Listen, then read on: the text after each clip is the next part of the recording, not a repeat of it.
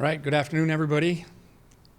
Thanks for coming, and I'll make comments on the Saturday game, our past game, and I was really proud of our guys that we responded when it was a tough situation. I know we've been preaching to our team how to, important it is to stay together and believe in tough situations, and we got into a tough situation with 47 seconds left. I thought Tommy Schuster and the offense were really tough and made enough plays to get us in field goal range, and then for our specialists and our field goal protection team to execute in that situation to tie the game was awesome. And then the overtime, our defense came through, forced a field goal, and once again Tommy made a really good play to Quincy for the score, and winning the game was the goal all week. We wanted to go 1-0, and we got that result. Obviously, a number of things each and every week that we need to correct and address, and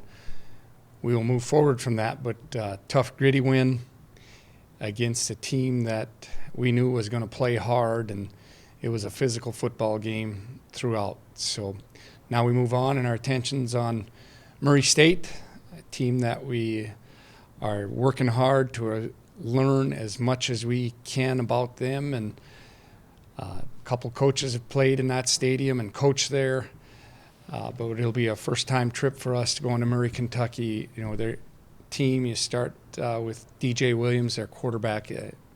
He's a playmaker, buys time with his feet, throws the ball, very strong arm. Tight end is their leading receiver, and big target, 6'6", 250 pounds. So that creates some concerns in how you have to prepare for their team. And I like the way their running backs run hard and downhill, and they catch the ball and check down routes and out in space. So this team will challenge us, and we've got to have a great week of prep and got to be really tough here in November, because this is a time when you're battling, your body isn't feeling as great as it did 3 months ago, and we got to be really tough down the stretch here. But 1-0 is the goal this week. Explosive plays were obviously a problem late there against Indiana State. Did you feel like you needed to be better tackling, coverage, pass rush? What did you kind of point to there? Yeah, I think the first one was the first drive of the second half was the explosive play, I think, that got him, and then we held him out for a field goal, so we recovered from that one. But when we got to the fourth quarter there, we just didn't recover. Tackling was an issue. I think, once you get on your heels a little bit, when you aren't in that attacking mode, that was an issue. We got to the quarterback and just didn't quite get him to the ground a couple times, and those guys were good and mobile, but tackling, and then you just got to keep the ball in bounds and keep the clock running when you have a 2-score lead. That was huge. The clock was stopping, especially the last drive. We really didn't, when they scored their touchdown, we just didn't stress them. We didn't tackle them in bounds. We missed some of those, and we got to do a better job of that. And it's a fundamental that has been really pretty good for us most of the year. At times, we just haven't been as solid as we need to be in that area. Do you view this as a good opportunity this week to show to yourselves or whatever that you guys can get it done on the road here, coming off how things went at Northern Iowa? Well, we're just looking forward, and we want to play really good football. I don't make that big of a deal about going on the road. I know a lot of people outside the building make a big deal about going on the road. We want to play well, and we've played tough people on the road, and we played good opponents on the road, but we got to play well. That's what we want to do. We want to focus and play well. You could get the old Hoosiers tape out where the guy, got to the big arena and measured the basket and all that stuff, but the game remains the same. We just got to be better. We really got to execute at a high level. We got to create our own energy, and we know we have more energy in our building at home, but somehow when you play well, you get energy and you become really confident in a game, and that's what we got to do. We got to execute at a high level and create our own energy. Were there some glimpses of what your run game could be there in the second half? Specifically with Isaiah Smith. Did you guys find some things that could work if you have to miss some more time with Gavin Zebartho? Well, I thought we played really physical in the second half. The first 2 plays were a prime example, and we ran the ball pretty well in the second half. Unfortunately, we didn't run it well when we needed to run out the clock. But I thought we were really physical, especially early in the second half. I thought Isaiah and Luke were both really patient about waiting for things to open up.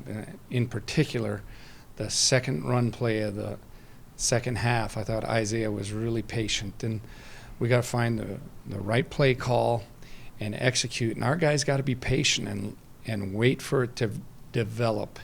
And I think that will really help us. But yes, we're going to have to run the football, and we got to find a way to do that consistently.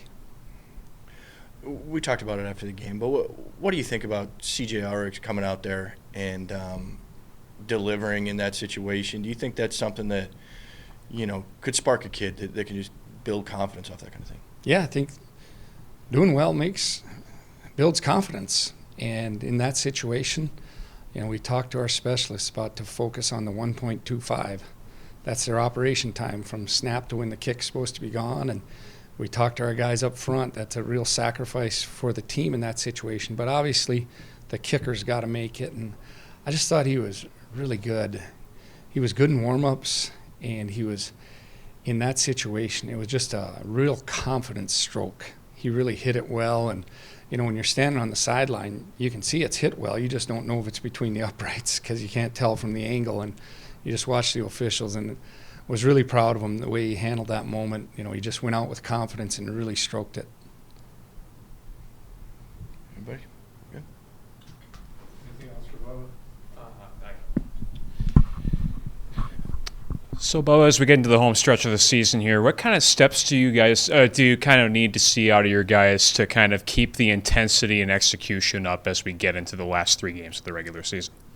Yeah, I think, one thing you want to be excited when you get to the practice field, so you're at a good energy level and in a good spot mentally to learn the plan. And because it's tough. We know this sport demands toughness. This time of year, you're sore. We have some guys that didn't play a week ago that we're hoping to get back. We have some guys that may not play this week that we're hoping to get healthy, or may not practice a whole lot this week that we're going to have in the game. We know that.